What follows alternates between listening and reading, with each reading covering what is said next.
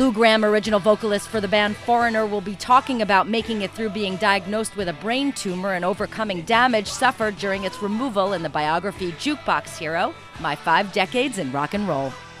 The collection is due May 1st from Triumph Books, and the singer has set aside May 9th in New York City and May 10th in New Jersey for a Q&A, lecture, and book signing. One of the chapters of the books is sure to center around the damage the surgery did to him and his lengthy recovery. We asked Lou if he feels things are starting to get back to normal. Well, I think it is.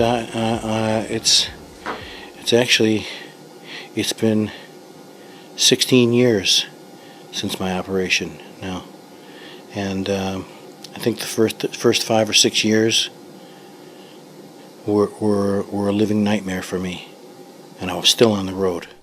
He then described going through what he called a living nightmare.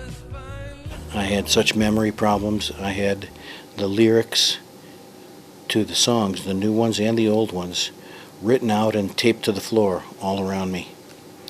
So if I was doing a certain song and coming up on the second verse and the second verse didn't come to me, I could glance at the lyrics on the floor and start that verse and then keep going from there.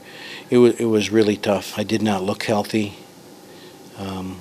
The massive steroids I was taking put on a lot of weight on me. I had sleep apnea. I couldn't sleep. I was like a walking zombie.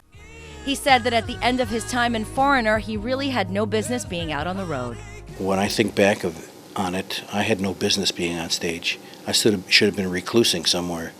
But apparently the responsibilities and the tours that were already booked had to be contractually fulfilled. And so, I mean, I did a 10-month bus tour, and a couple times I thought I was going to die on that bus. Once again, you can get Lou's account of all this and happier stories about his days in rock and roll in Juke Box Hero, My 5 Decades in Rock and Roll. I've seen it before.